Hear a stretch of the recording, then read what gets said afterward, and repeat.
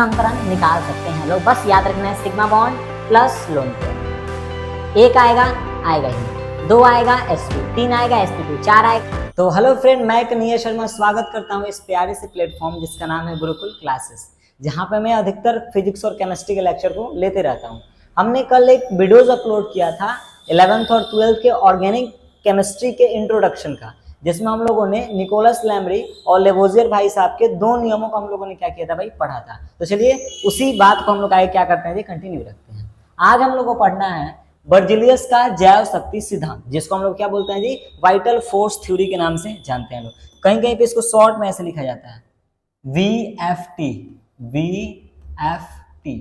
तो कंफ्यूज नहीं होना, दोनों का मतलब एक ही है। वाइटल फोर्स थ्योरी बोल दे या आपका जैव शक्ति सिद्धांत बोल दे, दोनों का मतलब क्या होता है जी, एक ही होता है। उसी को इंग्लिश में बोला जाता है, सिंपल था। अब देखिए बर्जिलियस साहब का क्या मानना था, तो अगर हम आपको बर्जिलियस साहब के बारे में बताएं तो उनका मानना था कि हमारे आसपास जितने भी कार्बन के कंपाउंड्स बन रहे हैं, कोई भी कार्बन कंपाउंड्स, चाहे मीथेन हो, एथेन हो, अमोनिया हो, कोई भी कार्बनिक यूरिया हो, जितने भी कार्बनिक कंपाउंड्स हैं, उन सारे कार्बनिक कंपाउंड्स का निर्माण एक अदृश्यमान शक्ति के द्वारा होता है। उसको हम लोग चाह कर भी अपने लैबोरेटरी यानी प्रयोगशाला में बना नहीं पाएंगे। इनका मानना था, किसका, बर्जिलियस का क्या मानना था भाई, कि इनका मानना था कि इनके अनुसार किसी भी कार्बनिक यौगिक का निर्माण प्रयोगशाला में नहीं किया जा सकता है। सिंपल था, किसी भी कार्बनिक यौगिक का निर्माण इनके अनुसार एक रहस्यमय अदृश्य शक्ति करती है। जैसे हम लोग जादू मंत्र बोलते हैं ना, इनके अनुसार वही था कि कोई भी हमारे पास क्या है जी, कार्बनिक यौगिक है, उसका निर्माण एक अदृश्यमान शक्ति कर रही है, एकदम रहस्यमय शक्ति कर रही है, आ रही है और जादू मार रही है, बस कार्बनिक यौगिक बन जा रहा है। इनका मानना था। बट ये भाई तो मन ग्रंथ कहानियां थी, आप लोग भी कोई पता है कैसे होता नहीं है कुछ। बट इनके नियमों को बाद में निरस्त कर दिया गया। क्या कर दिया गया बाबू, निरस्त। निरस्त मतलब फेल हो गया, ठीक है बुआ। अब क्यों फेल हो गया थोड़ा समझाते हैं। एक केमिस्ट्री के बहुत फेमस साइंटिस्ट थे जिनका नाम था ब्लोहर। उन्होंने क्या किया, एक केमिकल लिया, अपने लेबोरेटरी में ऐसे ही प्रयोग कर रहे थे, जिसका नाम था, क्या नाम था जी, बोलिए, नाम था अमोनिया साइनाइड, NH4O3H OCH। इसको हम लोग क्या बोलते हैं जी, इसका नाम है ammonia cyanide, ammonia cyanide, ammonia cyanide. तो इन्होंने एक केमिकल लिया, किन्होंने, ब्लोहर साहब ने। उन्होंने क्या किया, एक केमिकल लिया जिसका नाम था अमोनिया साइनाइड। इसको इन्होंने गर्म किया, क्या किया जी, गर्म किया। और गर्म किया तो क्या बन गया, इससे बन गया आपका यूरिया, NH3, इधर भी NH3 और यूपर डबल बॉन्ड O। ये जो बाबू आपको स्ट्रक्चर दिख रहा है, इस स्ट्रक्चर का नाम है यूरिया। अब एक बात बताइए, यूरिया भी तो एक कार्बन ही कंपाउंड है। देखिए C लगा है, मतलब ये भी एक क्या है जी, कार्बन कंपाउंड है, कार्बन का कंपाउंड है। तो बट बताइए, क्या यहाँ पे बर्जिलियस साहब का नियम फेल होता है? हाँ भाई बिल्कुल फेल होता है। क्यों फेल होता है? फेल होने का मेन रीजन यही था कि बर्जिलियस का मानना था किसी भी कार्बनिक यौगिक का निर्माण हम लोग प्रयोगशाला में नहीं कर सकते हैं। उसके लिए एक रहस्यमय शक्ति आएगी, जादू आएगी, मंत्र ले छू बन गया। बट ऐसा नहीं हुआ। ब्लोअर साहब ने अपना प्रयोगशाला थी एक्सपेरिमेंट किया कब, 1815 में, और अपने ही लैब में उन्होंने एक केमिकल लिया, नाम था उसका अमोनिया साइनाइड, और उसको गर्म करके इन्होंने किसका निर्माण कर दिया भाई, यूरिया का निर्माण कर दिया, जिस कारण बर्जिलियस का नियम क्या हो गया भाई, फेल हो गया। ठीक है जी, तो ये थी इनकी कहानी। चलिए अब आगे देखते हैं। आगे अब हमको कार्बन कंपाउंड्स के बारे में जानना है कि कार्बन क्या होती है और किस टाइप का इनके कंपाउंड्स का निर्माण होता है। सिंपल। तो आपको कार्बन के बारे में अगर बात बताएं भाई, तो कार्बन के बारे में जनरली आपको पता होगा कि कार्बन जो होता है वो एक कैसा तत्व है जी, तो वो एक अधातु है। अब कार्बन के कंपाउंड्स बहुत सारे, कार्बन का अप्रूव बहुत सारे हैं। जैसे आप देख लीजिए ग्रेफाइट, कार्बन भले अधातु है, ग्रेफाइट भी अधातु है। कार्बन विद्युत का चालन नहीं करता है, बट ग्रेफाइट विद्युत का चालन करता है, फुलेरिन। तो बहुत सारे कार्बन का हमको अप्रूव देखने को मिलता है, ग्रेफाइट, फुलेरिन, कितने सारी चीजें हैं, तो इसको अप्रूव है। ठीक है जी। तो कार्बन कैसा तत्व है जी, तो एक अधात्विक तत्व है, मतलब अधातु की जितनी सारी गुण होती हैं वो हमारे कार्बन में पाई जाती है। अच्छा, कार्बन की अगर परमाणु संख्या का बात करें, जिसको हम लोग जेड बोलते हैं, वो कितना होता है जी, 6 होता है, और इसका परमाणु भार होता है 12 MU। AMU लिख दो या UM लिख दो, कोई प्रॉब्लम नहीं है।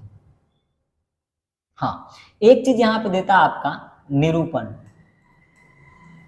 निरूपण कैसे निरूपण किया जाता है? सिंपल सा, कार्बन है, परमाणु संख्या के ऊपर लिखा जाता है और परमाणु भार को कहाँ लिखा जाता है जी? नीचे लिखा जाता है। ऐसे आप किसी भी यौगिक को लिख सकते हैं। एग्जाम्पल आप देख लो, जैसे मैग्नीशियम का लिखना है तो आप यहाँ पे Mg लिख दो, नीचे इसका भार रहेगा, सॉरी नीचे इसका भार रहेगा, ठीक है, और ऊपर क्या रहेगा जी? जैसे कोई भी एक तत्व है, मैग्नीशियम को मत लिखो, ऊपर इसका भार रहता है और नीचे इसका क्या रहता है जी? वजन रहता है। इस तरीके से हम लोग किसी भी तत्व का क्या कर सकते हैं बाबू? निरूपण कर सकते हैं। सेम इसी तरह कार्बन एक अधातु है, इसका परमाणु संख्या कितना होता है जी? 6 होता है, और इसका परमाणु भार कितना होता है जी? 12 होता है। अगर हम बात करें इसके इलेक्ट्रॉनिक विन्यास का, ठीक है जी। अच्छा हाँ, एक और बात, कार्बन तो अपने आवर्त सारणी में ही पाया जाता है, आवर्त सारणी में। तो इसको अगर स्थान को देखें कार्बनिक के आवर्त सारणी के, तो इसका आप स्थान पे थोड़ा ध्यान से देखना, ठीक है जी, समझाते हैं आपको। चलिए, जैसे आप इसके किसी भी एक इसको लेते हैं, हमारे पास ये रहा अपना पीरियोडिक टेबल। अच्छा, पीरियोडिक टेबल में ध्यान से देखो, ये रहा अपना कार्बन 6, ये रहा कार्बन पीला कलर का। अब ध्यान से देखो, ग्रुप नंबर कितने में आ रहा है? ग्रुप मतलब क्या बोलते हैं? वर्ग। तो 1 2 3 4 5 6 7 8 9 10 11 12 13 14, ग्रुप नंबर 14 है। और आप आवर्त देख लो 1 2, यानी कार्बन आवर्त नंबर 2 और ग्रुप नंबर कितना में आता है भाई? ग्रुप नंबर आपका 14 में आता है। तो यहाँ पे लिख सकते हैं कि जो हमारा कार्बन है वो कार्बन पीरियोडिक टेबल में वर्ग नंबर 14 पे आता है, और आवर्त नंबर कितना पे आता है बाबू? वो आता है आपका किस पे? बोलिए, आवर्त नंबर 2 पे। सिंपल सा। तो इस बात का वो क्या रखना है बाबू? याद रखना है। तो पूछेगा कि कार्बन का जो हमारा निरूपण है वो आवर्त सारणी में कहाँ पड़ता है? तो वर्ग नंबर 14 और आवर्त नंबर 2 में इसका निरूपण देखने को मिलता है। अच्छा, अब हम बात करते हैं इसके इलेक्ट्रॉनिक विन्यास का। तो कार्बन का परमाणु संख्या होता है 6 और इसके इलेक्ट्रॉनिक विन्यास हो जाएगा 1s2 2s2 2p2, यही होगा जी। और इसके अगर हम बाह्यतम कोश में इलेक्ट्रॉन देखें, ये है इसका बाह्यतम कोश, ये, ठीक है जी, ये है इसका बाह्यतम कोश। ठीक है, पहले एस आता है, फिर एस और पी आता है। ये रहा इसके बाह्यतम कोश, यानी वो इसके बाह्यतम कोश में, बाह्यतम कोश के इलेक्ट्रॉन को क्या बोलते हैं लोग? बाह्यतम कोश,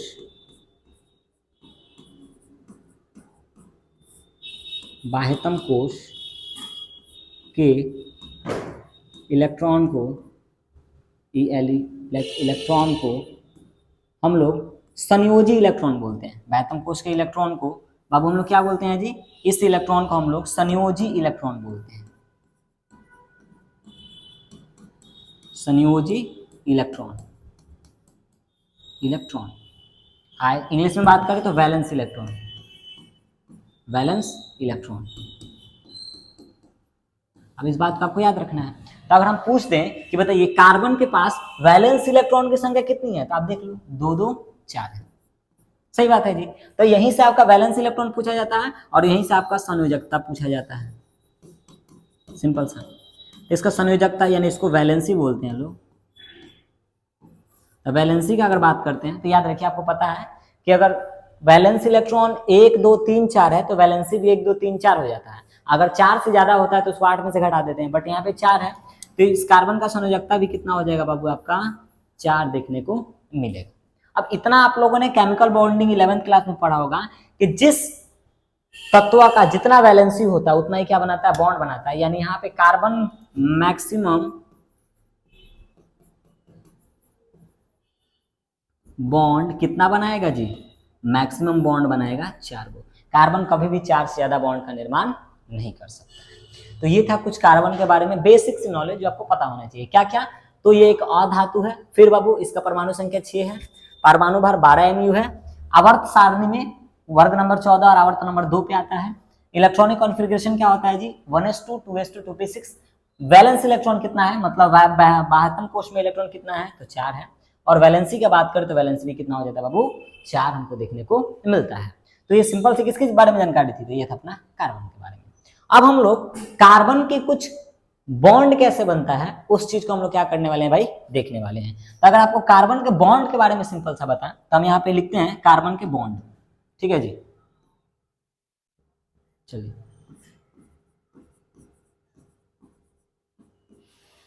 कार्बन के बॉन्ड बंध लिख देते हैं, ठीक है बउआ। चलिए अब इसको थोड़ा देखते हैं हम लोग। कार्बन के अगर बॉन्ड के बारे में हम पता करें, चलिए देखिए, तो अभी हम लोगों ने देखा कि जो हमारा कार्बन है वो मैक्सिमम बॉन्ड कितना बना सकता है। तो कार्बन के बॉन्ड का बात करें तो कार्बन हमारे पास मैक्सिमम बॉन्ड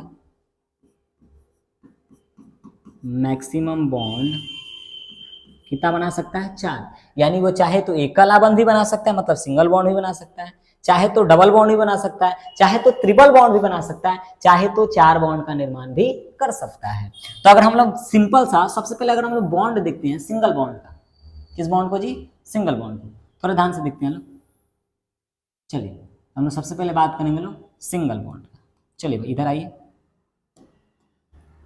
मैक्सिमम 4 बॉन्ड बनाएगा। चलिए मेरे पास एक यौगिक है जिसको हम बोलेंगे लोग CH4, ठीक है बुआ, CH4।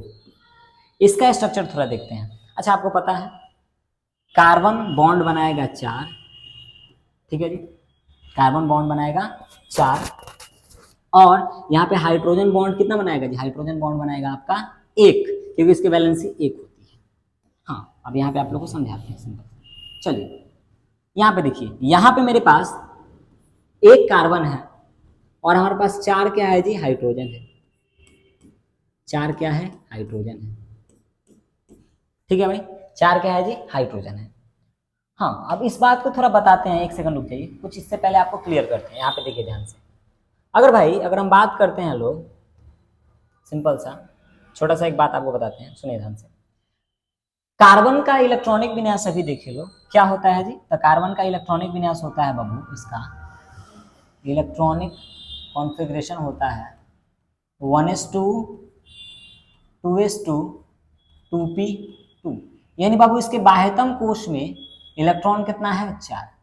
अब एक बात बताइए, आप लोग ने लेविस और कौशल का रूल अगर पता हो आपको तो आपको पता होगा कि हर तत्व चाहता है कि वो अपना अष्टक को पूरा करे, मतलब वो अपने इलेक्ट्रॉन को कितना करे, 8 करे, 8 करे, 8 कर लेगा तो वो स्टेबल हो जाएगा।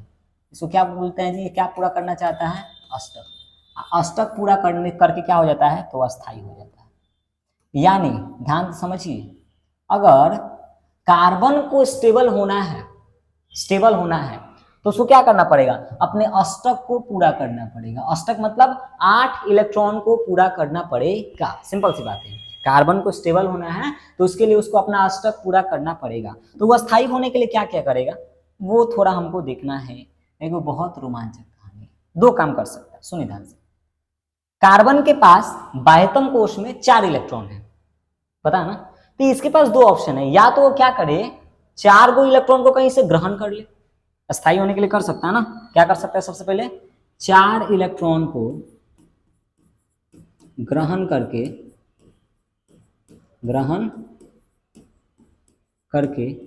अस्थायी हो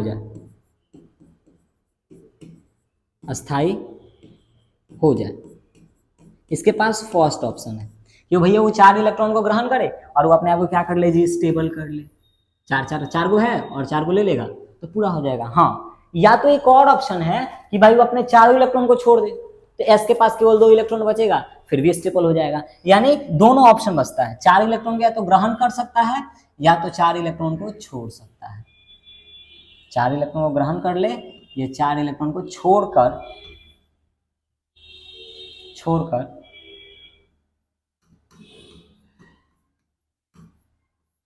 अस्थायी हो जाए। 2 ऑप्शन बचता है इसके पास। अब ये क्या करेगा, थोड़ा ध्यान से समझते हैं। देखिए ये दोनों में से क्या करेगा, उस बात को थोड़ा समझते हैं। अगर कार्बन को स्थायी होना है तो इसके पास 2 ऑप्शन है, या तो वो 4 इलेक्ट्रॉन को ग्रहण कर ले या वो 4 इलेक्ट्रॉन को छोड़ दे। अब छोड़ के क्या करेगा, सुनिए, अगर ये 4 इलेक्ट्रॉन को ग्रहण करेगा यानी C के पास आएगा +4, सही बोले, गलत है, ग्रहण करता है तो माइनस आता है तो आएगा C-, ठीक है। अगर वो 4 इलेक्ट्रॉन को छोड़ रहा है तो उसके पास आएगा C+4, दोनों ऑप्शन। बट आप सोचो ध्यान से, कार्बन के पास प्रोटॉन तो चेंज नहीं होगा, प्रोटॉन तो कितना रहेगा जी, प्रोटॉन रहेगा 6 का 6। अगर वो 4 इलेक्ट्रॉन को ग्रहण कर लिया है तो इलेक्ट्रॉन कितना हो जाएगा 10। आपको लगता है कि 6 प्रोटॉन वाले नाभिक 10 इलेक्ट्रॉन को संभाल पाएंगे? तो यहाँ पे सिंपल सी बातें हैं, नहीं संभाल पाएंगे। यानी यहाँ पे C-4 बनने की स्थिति में है नहीं, क्योंकि 6 प्रोटॉन 10 इलेक्ट्रॉन को संभाल नहीं पाएंगे। अच्छा, छोड़ने का बात किया जाए। अब आप यहाँ पे ध्यान से समझो, कार्बन यहाँ पे क्या कर सकता है इस स्थिति में? यहाँ पे कार्बन के पास बाह्यतम कोश ऐसे है कुछ 1s2 2s2 2p2 इस स्थिति में है। तो सोचिए अगर कार्बन अपना इलेक्ट्रॉन को त्याग कर रहा है, 2 का त्याग किया, ठीक है। अब सोचिए एस तो अपना खुश है भाई, एस तो अपना खुश है, तो एस क्यों जाने देगा? एस तो स्टेबल है ना, एस के पास 2 इलेक्ट्रॉन रहता है तो वो तो स्टेबल हो जाएगा। तो इस कारण से कार्बन 2-3 से ज्यादा इलेक्ट्रॉन का त्याग नहीं कर पाएगा। यानी सिंपल सी बातें हैं, वो ना 4 गो इलेक्ट्रॉन को छोड़कर स्टेबल हो सकता है, ना ही वो 4 इलेक्ट्रॉन को ग्रहण करके स्टेबल हो सकता है। तो इसके पास क्या ऑप्शन बचता है? क्या ऑप्शन बचता है? इस बात को पहले लिख देते हैं। कार्बन 4 इलेक्ट्रॉन को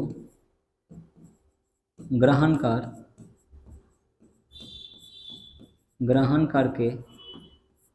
करके C-4 नहीं बना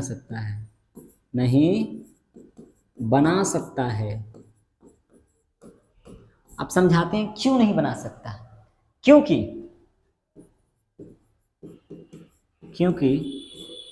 6 प्रोटॉन वाले नाभिक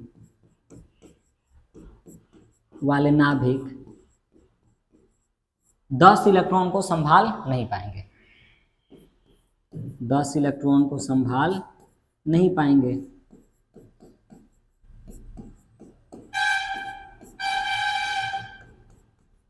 सिंपल सी बात है, इसलिए कार्बन C- को तो दर्शाने वाला नहीं है। अच्छा हाँ, +4 को भी नहीं दर्शा सकता है। क्यों?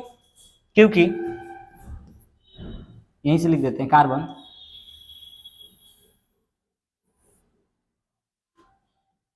चलिए इसको थोड़ा एडिट कर देते हैं ना। कार्बन 4 इलेक्ट्रॉन को छोड़कर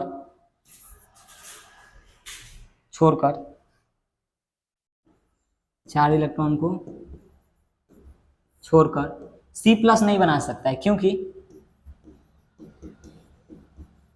ध्यान से समझो, क्यों नहीं बना सकता है? क्योंकि 2 या 3 से ज्यादा इलेक्ट्रॉन का त्याग नहीं कर सकता है। नाभिक के आकर्षण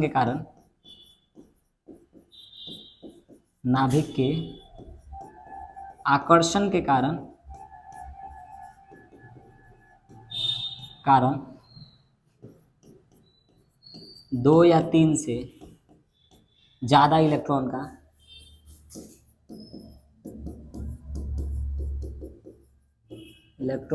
त्याग नहीं करेगा। सिंपल सा बात है। तो भाई ये दोनों केस में क्या हो रहा है? कार्बन ना 4 इलेक्ट्रॉन को ले पाएगा, ना 4 इलेक्ट्रॉन को छोड़ पाएगा, तो अपने आप को स्टेबल करेगा कैसे? तो स्टेबल करने का एक ही रास्ता इसके पास बचता है, वो बचता है साझेदारी। क्या बचता है जी?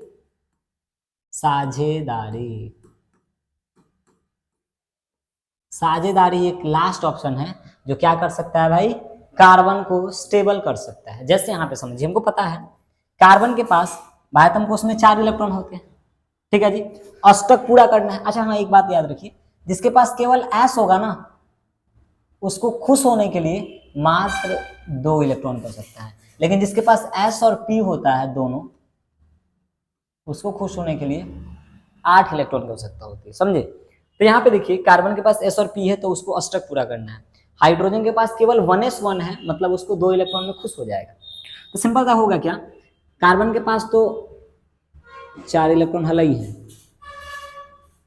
और ये क्या कर लेगा? हाइड्रोजन के इलेक्ट्रॉन के साथ साझेदारी करेगा।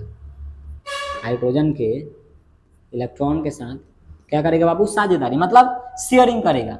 शेयरिंग कुछ इस टाइप से होगा, देखो कुछ इस टाइप से शेयरिंग होगा। ये रहा, ये खुश, चाहे ऐसे इसको बना, ऐसे देखिए, हाइड्रोजन को भी खुश करना है तो हाइड्रोजन भी खुश, ये हाइड्रोजन भी खुश, लेकिन दो तो हाइड्रोजन का पूरा हो जा रहा है ना, सब हाइड्रोजन खुश है, हाइड्रोजन खुश है, कार्बन भी खुश हो जाएगा। कार्बन कैसे खुश होगा जी, कार्बन को 8 चाहिए तो कार्बन यहाँ से अपना 8 पूरा कर लेगा इस टाइप से। देखिए देखिए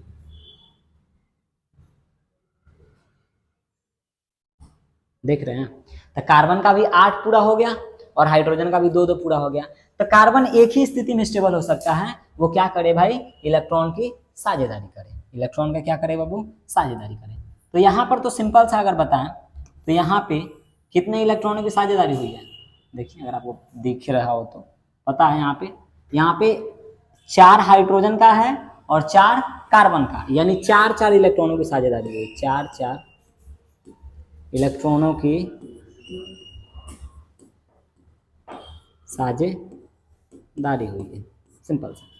तो 4 4 इलेक्ट्रॉनों की साझेदारी हुई है, इसका स्ट्रक्चर कुछ इस टाइप से बनेगा, C single bond single bond single bond और सिंगल बॉन्ड।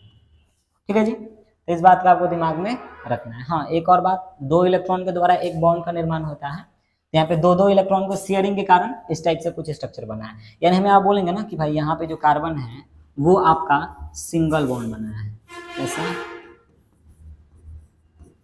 सिंगल बॉन्ड, ठीक है जी, सिंगल बॉन्ड बनाया है, ये चीजें यहाँ पे देखने को मिलती है। अब कार्बन का थोड़ा डबल बॉन्ड देख लेते हैं, डबल बॉन्ड से कैसे खुश होता है। जैसे आपके पास एक स्ट्रक्चर है C2H4, ये यहाँ पे देखिए, यहाँ पे दोनों को खुश करना है, तो इसको थोड़ा समझते हैं लोग। हमारे पास सिंपल सा बताएं तो एक कार्बन है, ठीक है जी, एक क्या है जी, कार्बन है, और 2 2 हाइड्रोजन इसको देना है, एक हाइड्रोजन 2 हाइड्रोजन, एक हाइड्रोजन और 2 हाइड्रोजन। इतना तो पता है कि खुश कैसे होगा जी। तो पहला बात, यहाँ पे ये इसके साथ डबल बॉन्ड बनाएगा, फिर यहाँ पे क्या होगा, यहाँ पे देखो तो आप अगर ध्यान से, तो ये रहा कार्बन का 2 इलेक्ट्रॉन, इस कार्बन का 2 इलेक्ट्रॉन, क्योंकि इसके साथ डबल बॉन्ड बना लिया है। हाइड्रोजन एक इलेक्ट्रॉन अपना आगे रखेगा, ये हाइड्रोजन भी एक इलेक्ट्रॉन अपना आगे रखेगा, ये हाइड्रोजन भी एक आगे, ये हाइड्रोजन भी एक आगे। इस तरीके से ये लोग बॉन्ड का निर्माण करेंगे। तो किस तरीके से, देखिए अगर बताएं आपको, इस टाइप से ये होगा। एक सेकेंड, इसको थोड़ा अलग कर दिया जाए।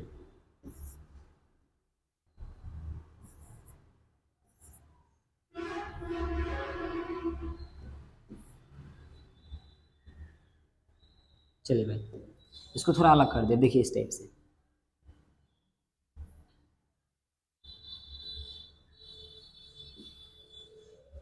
इसके साथ कुछ इस टाइप से शेयरिंग करेगा,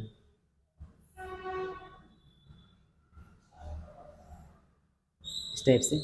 आई भी इसके साथ इस टाइप से शेयरिंग करेगा, देखिए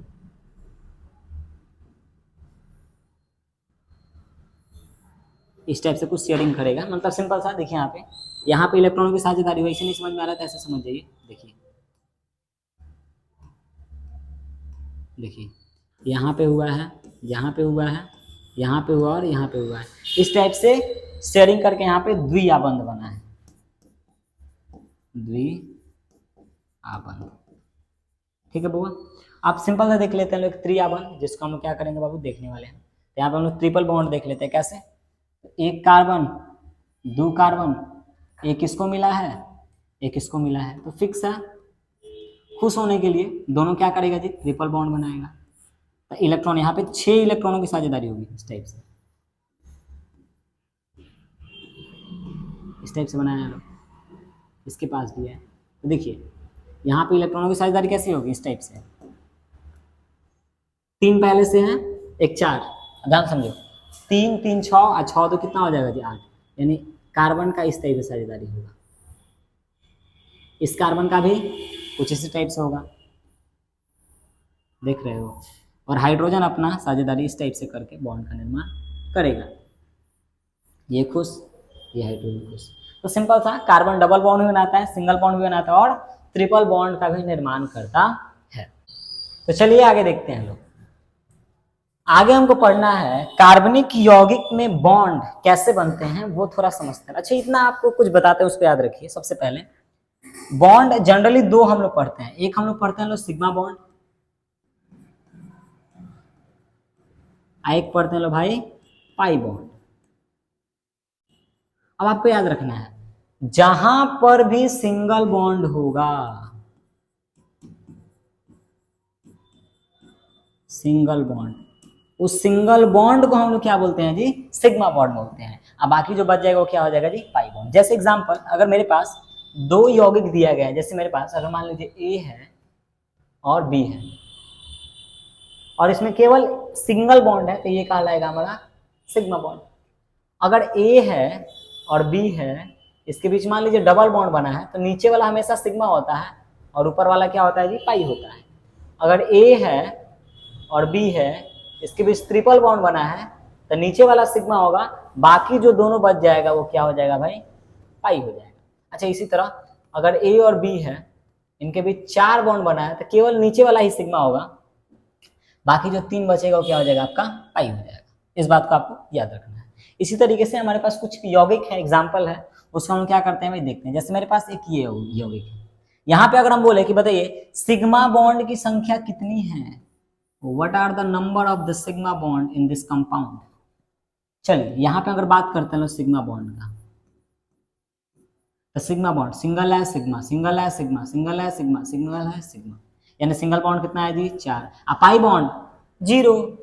आगे इसमें देखते हैं, ये यौगिक का अगर हम बात करते हैं सिंपल सा, इस यौगिक को आप ध्यान से देखो, सुनो इस यौगिक पे क्या देखना है। इसमें देखिए, इसमें अगर हम बोल दें कि इसमें आपको सिग्मा बॉन्ड की संख्या बताना है, तो देखिए सिंगल है तो सिग्मा, सिंगल है तो सिग्मा, नीचे वाला सिग्मा सिग्मा सिग्मा, यानी सिग्मा बॉन्ड कितना है जी, सिग्मा बॉन्ड। तो सिग्मा बॉन्ड देखो बउआ, ध्यान से देखो, 2 2 4 1 5, लेकिन भैया पाई बॉन्ड भी तो दिख रहा है ना, पाई बॉन्ड, पाई बॉन्ड कितना है, तो बस ये भैया एगो पाई बॉन्ड बचेगा, तो पाई बॉन्ड कितना है जी, 1 है। अच्छा, इस यौगिक में आप ध्यान से देखो, इस यौगिक में, चलिए आइए इस यौगिक में देखा जाए, सिग्मा बॉन्ड जो सिंगल है सिग्मा, सिग्मा सिग्मा सिग्मा, ये दोनों क्या हो जाएगा जी, पाई। तो सिग्मा बॉन्ड हो जाएगा 3 और पाई बॉन्ड कितना हो जाएगा जी, 2। तो इस तरीके से आप कार्बन कंपाउंड्स में क्या कर सकते हो, बॉन्ड को, सिग्मा बॉन्ड और पाई बॉन्ड को बता सकते हैं। लिख देते हैं सिग्मा और पाई बॉन्ड, सिग्मा और पाई बॉन्ड, यहाँ पे लिख लीजिएगा सिग्मा एंड पाई बॉन्ड। तो देखिए इस तरीके से आप लोग सिग्मा बॉन्ड और पाई बॉन्ड बना सकते हैं। अब हमको बस संकरण देखना है, जिसको हाइब्रिडाइजेशन बोलते हैं, उस चीज को हम लोग क्या करते हैं जी, देखते हैं। चलिए अगर इस चीज को हम देखें सिंपल सा, संकरण, संकरण क्या है, संकरण 11th क्लास का टॉपिक है, इसे पढ़े होंगे लोग, नहीं पढ़े कोई बात नहीं, समझिए, ट्राई कीजिए। चलिए समझाते हैं। संकरण का मतलब बताएं, तो संकरण इसको हम लोग ऐसे लिखते हैं, संकरण का मतलब होता है किसी कंपाउंड में उपस्थित सिग्मा बॉन्ड प्लस में लोन पेयर, ठीक है, किसी कंपाउंड में उपस्थित सिग्मा बॉन्ड प्लस में लोन पेयर। कैसे, देखिए अगर sigma bond plus lone pair का जोड़ अगर एक आ रहा है, एक तो आएगा नहीं पहली बार, इसका आ रहा है अगर 2 आ रहा है, तो ये आपका कहलाएगा sp संकरण। बताते हैं क्यों, चलिए अगर sigma bond plus lone pair का जो जोड़ है वो 3 आ रहा है, तो ये हो जाएगा sp2 संकरण। सही बोले जी। अगर sigma bond plus lone pair का योग 4 आ रहा है, तो ये हो जाएगा sp3 संकरण। मतलब क्या, देखिए s एक होता है, p कितना होता है जी, 3 होता है, मतलब अगर जोड़ने पे 2 आ रहा है, मतलब क्या है, एक s है और एक p है। अगर 3 आ रहा है, मतलब s तो एक ही है, p कितना हो जाएगा, 2 हो जाएगा। अगर 4 आ रहा है, मतलब s तो एक है और p कितना हो जाएगा जी, 3 हो जाएगा। तो इस टाइप से हम लोग किसी भी कार्बनिक यौगिक का क्या कर सकते हैं भाई, संकरण निकाल सकते हैं लोग। बस याद रखना है sigma bond plus lone pair, एक आएगा आएगा ही नहीं, 2 आएगा sp, 3 आएगा sp2, 4 आएगा sp3, 5 आएगा sp3d, इस तरीके से निकालते हैं, तो वो सीखना है।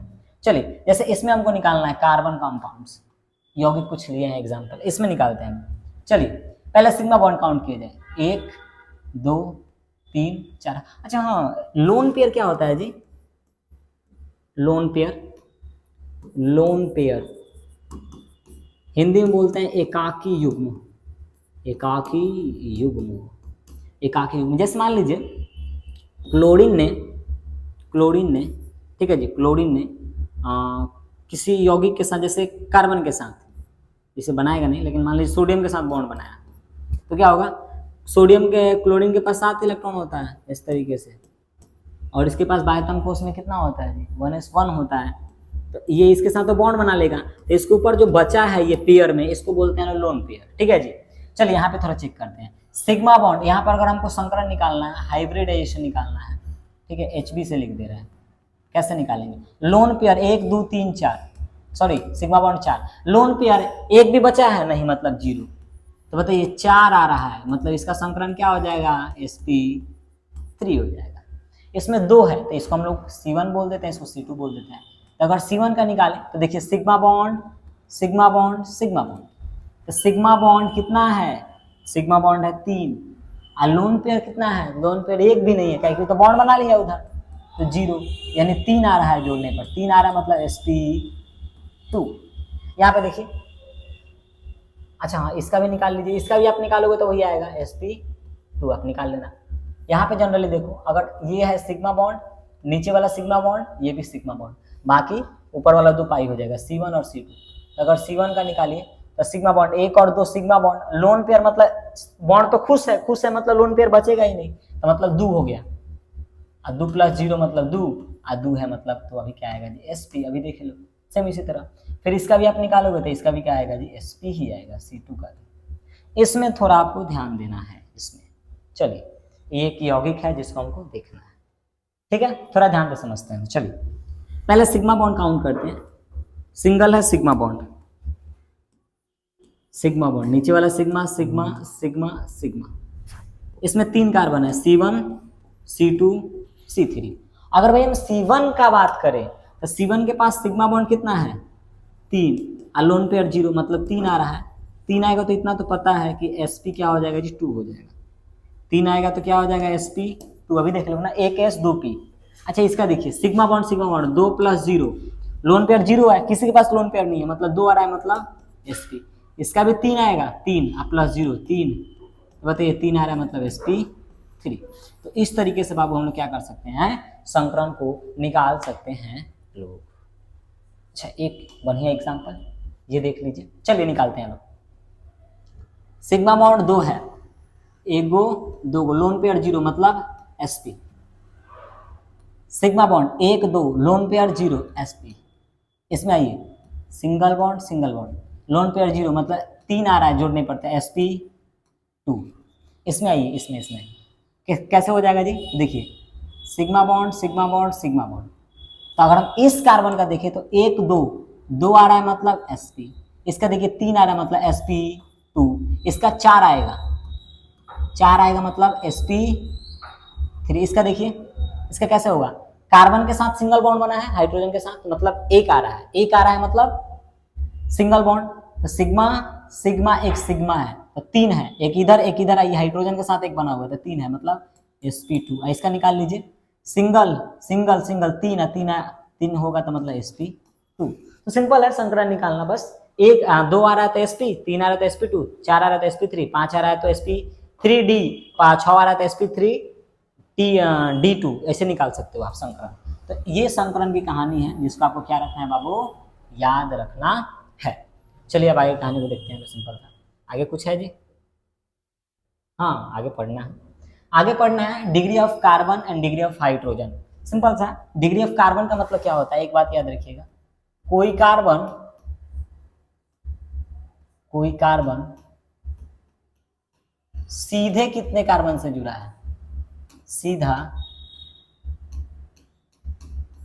कितने कार्बन से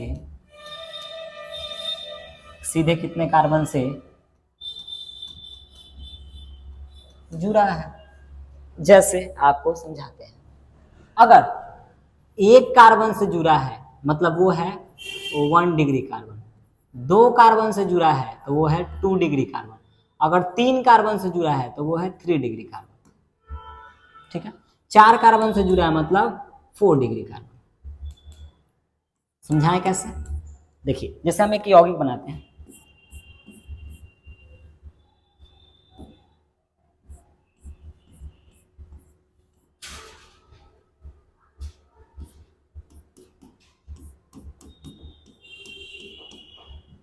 तीन बना लिया मतलब H। इधर आइए, यहाँ पे एक C दे दीजिए, H और H। इसका सिंपल नामकरण सीखेंगे लोग। 3 बनाया है, एक ऊपर बना लेगा 4। इसके साथ भी देख लीजिए,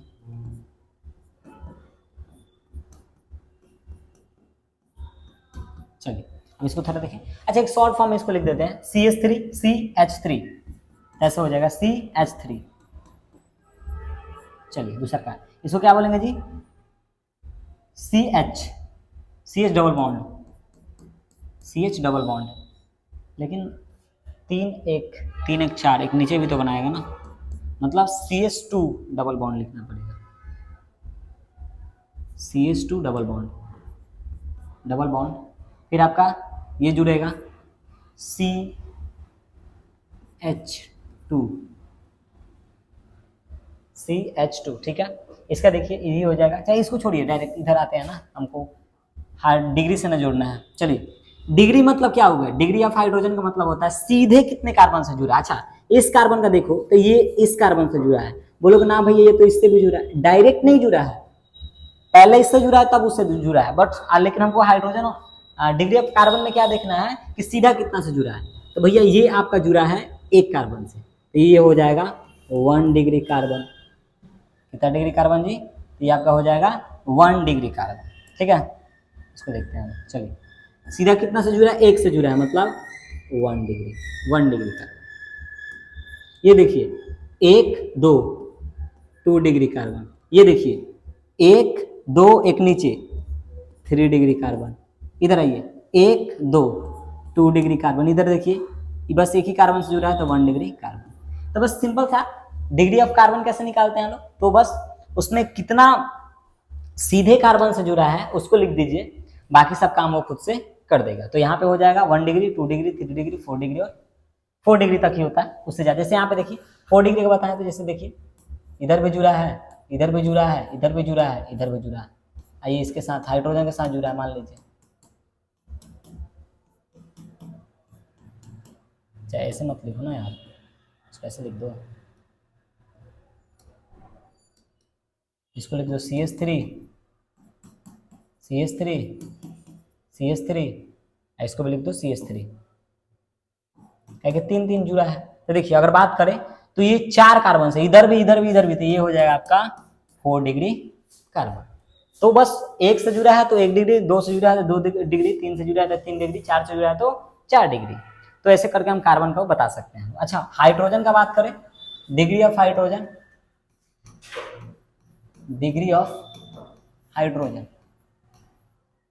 इसका बात करते हैं। सुनिए अगर कोई हाइड्रोजन 1 डिग्री कार्बन से जुड़ा है तो वो होगा 1 डिग्री हाइड्रोजन, सिंपल सा। अगर वही हाइड्रोजन 2 डिग्री कार्बन से जुड़ा है तो वो होगा 2 डिग्री हाइड्रोजन। अगर वही हाइड्रोजन 3 डिग्री कार्बन से जुड़ा है तो वो हो जाएगा 3 डिग्री हाइड्रोजन, सिंपल सा। तो यहाँ पे जिस बात को हमको नोटिस करना है उस बात को पकड़िए। जैसे हाँ एक बात बता दें, 4 डिग्री कार्बन कभी भी बनता नहीं है। 4 डिग्री, अब समझिए जैसे यहाँ पे कभी भी 4 डिग्री कार्बन हाइड्रोजन क्यों नहीं बनेगा वो समझा। जैसे यहाँ पे देखो, समझो, देखिए ये हाइड्रोजन एक कार्बन से जुड़ा है मतलब 1 डिग्री, ये भी 1 डिग्री, ये भी 1 डिग्री। अच्छा किसी हाइड्रोजन को देखिए, जैसे सिंपल सा बात करते हैं, जैसे एक यौगिक ले लीजिए, आपको एग्जांपल बताते हैं। जैसे आप एक यौगिक लो, ये वाला, यहाँ पे चलिए इसी में आप देख सकते हो, जैसे यहाँ पे 1 डिग्री, सब एक एक कार्बन से जुड़ा हुआ है, सब एक एक कार्बन से जुड़ा है, मतलब ये क्या कराएगा भाई आपका 1 डिग्री हाइड्रोजन के नाम से जाना जाएगा। अच्छा 4 डिग्री क्यों नहीं अवेलेबल होता है? क्योंकि आप देखिएगा अगर कभी भी हाइड्रोजन ऐसे जुड़ रहा है, तो अगर हम यहाँ पे देखें तो ये आपका हो जाएगा 1 डिग्री कार्बन, ये आपका 1 degree hydrogen, 1 degree hydrogen, 1 degree hydrogen, 1 degree hydrogen. बस सिंपल सा इतना बात याद रखिए।